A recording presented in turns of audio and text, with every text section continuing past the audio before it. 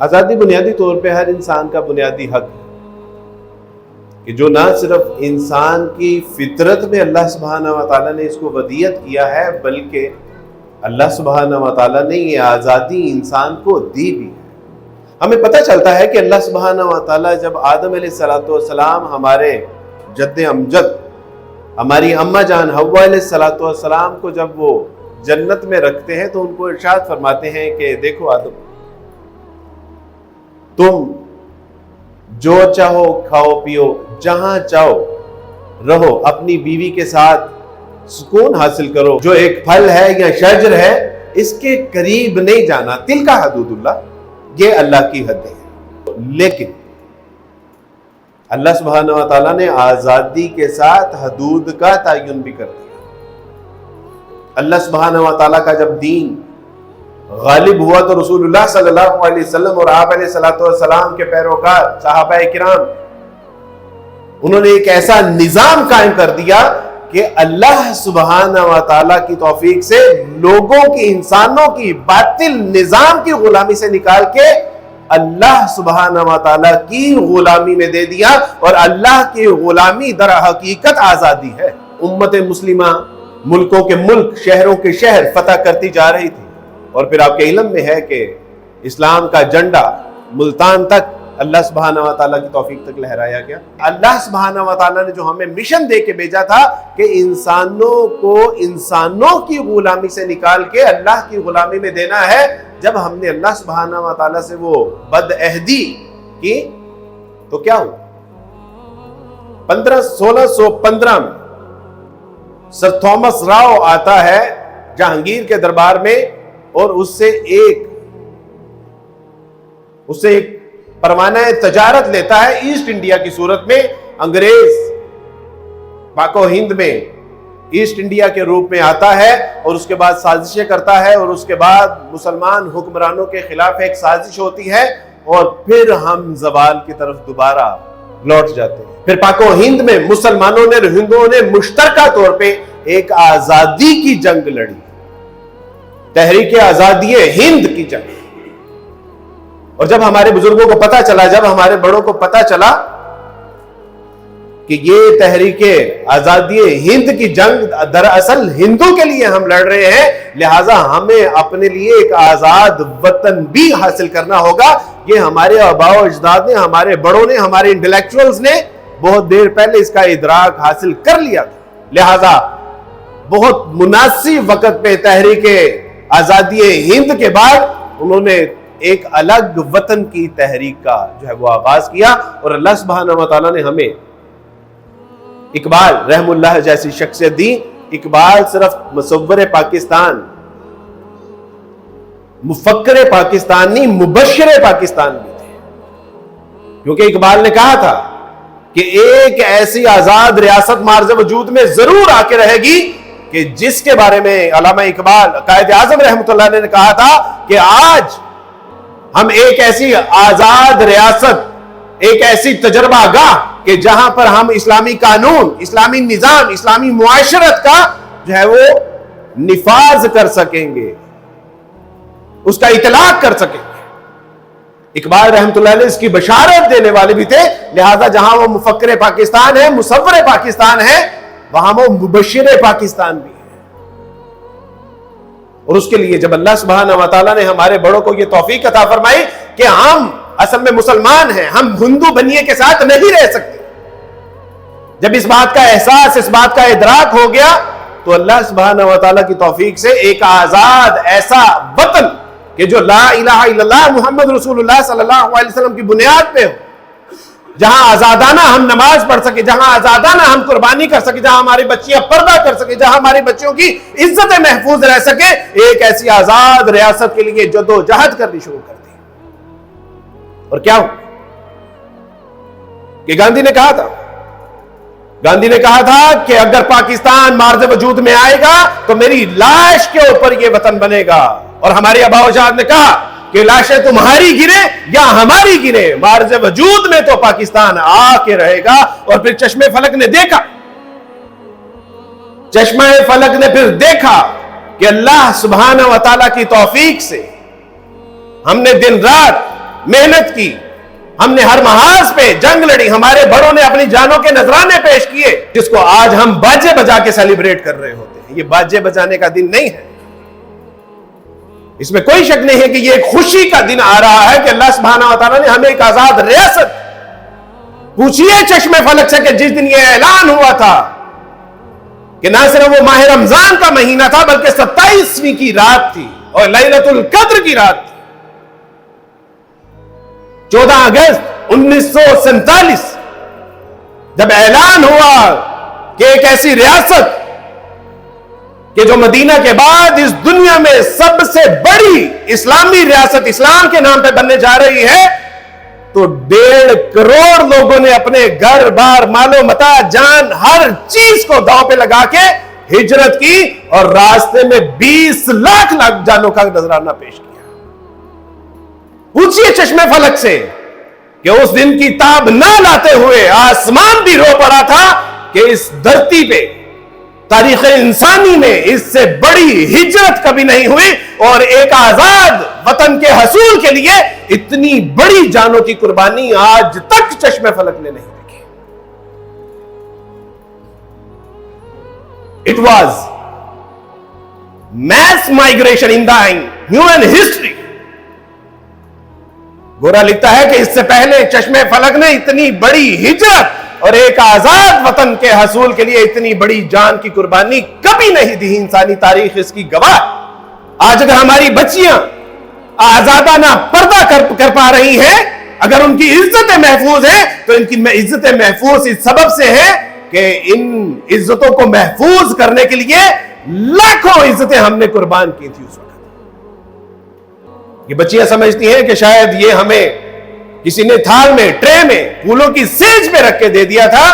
اوے بچے, اس کی تاریخ پڑھ کے دیکھو, آپ کی روح کانپ جائے کہ بلوائیوں نے, ہندوؤں نے, سکھوں نے, ان بنیوں نے ہماری نوجوان بچیوں کی عزتیں کس طرح نوچی تھی, ہمارے نوجوانوں کے سینے کس طرح چھلی کیے تھے, ہمارے بوڑھوں کو کس طرح مٹی میں رون دیا تھا.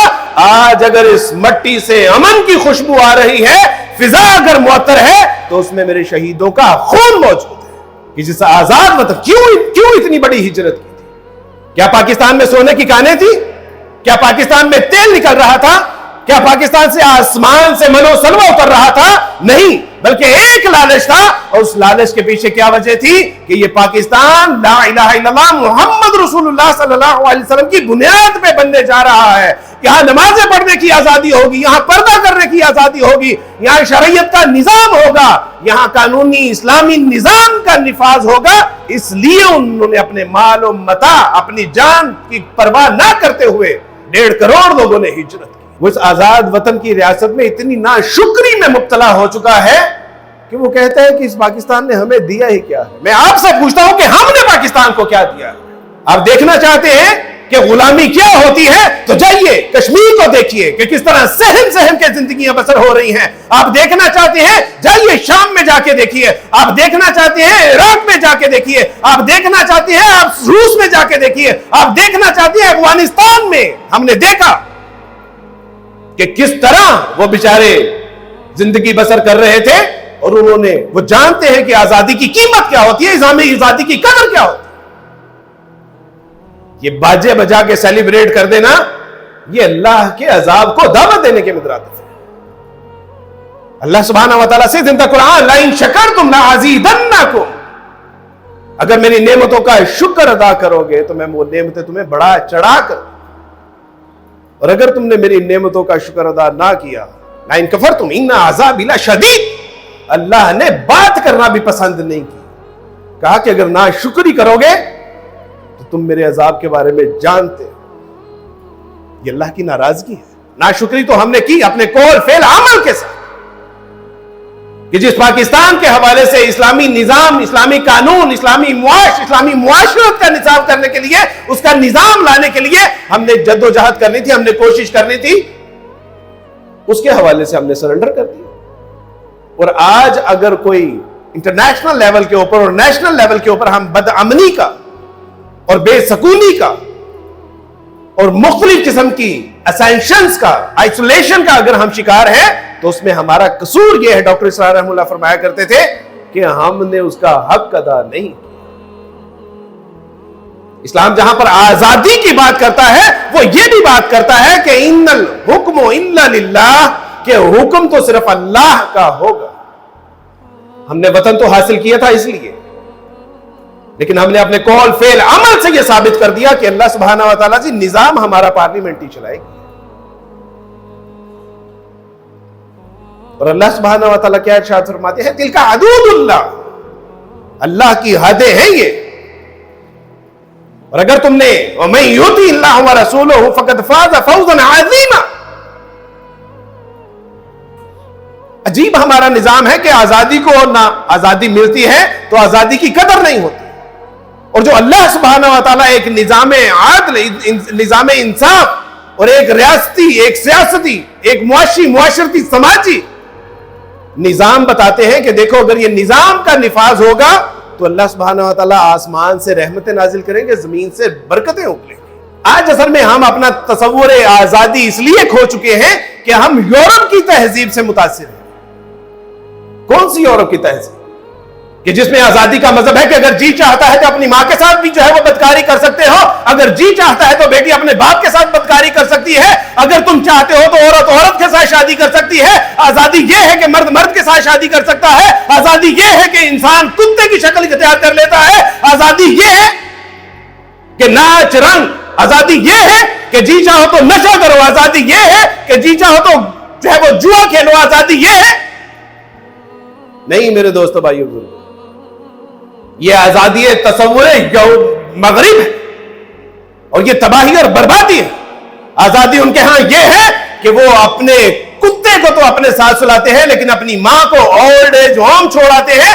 دس از دا فریڈم، یہ ہے فریڈم آف ایکسپریشن کہ آپ کسی نبی کو نہیں چھوڑتے، آپ کسی رسول کو نہیں چھوڑتے، آپ کسی کے الہ کو نہیں چھوڑتے، آپ کسی کتاب کو نہیں چھوڑتے۔ دس از دا فریڈم آف اسپیچ۔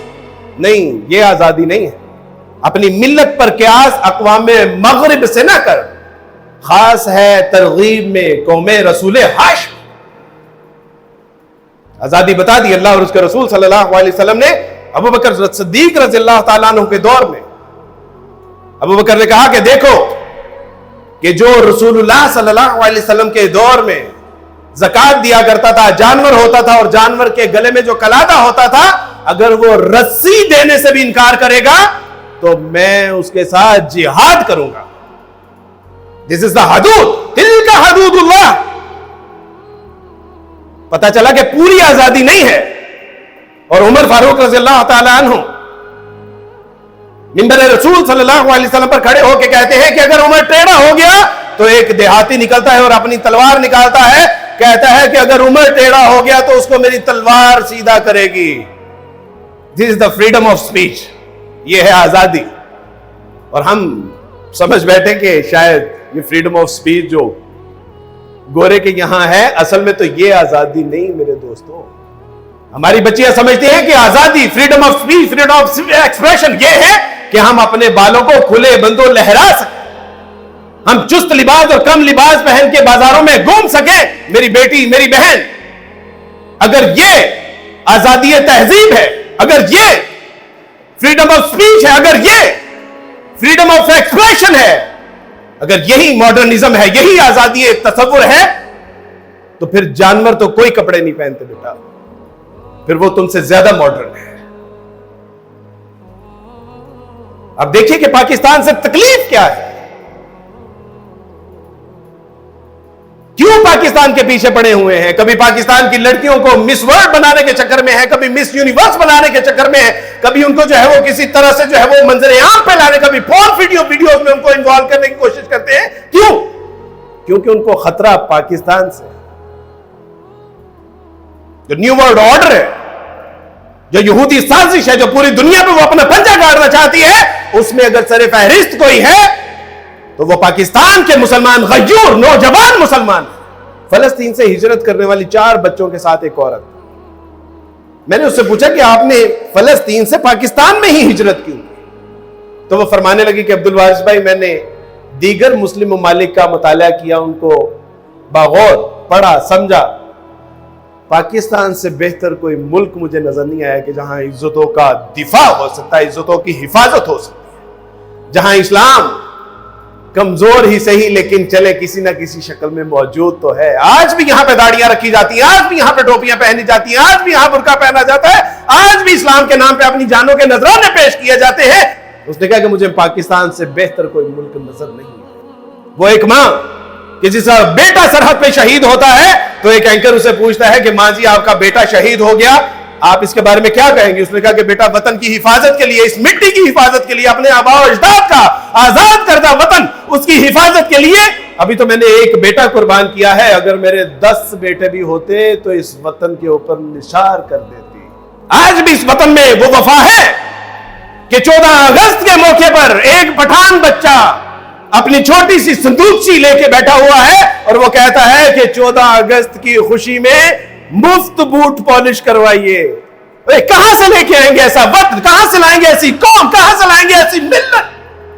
آج بھی اس وطن میں وفا ہے، اس کی مٹی میں وہ جفا ہے، اس لیے گورا اس سے ڈرتا ہے، اس لیے آپ کو اور مجھے، ہم سب کو خراب کرنے کے لیے وہ طرح طرح کے ہتھ کنڈے استعمال کر رہا ہے۔ اور بحیثیت مسلمان میرے اور آپ کے جو ذمے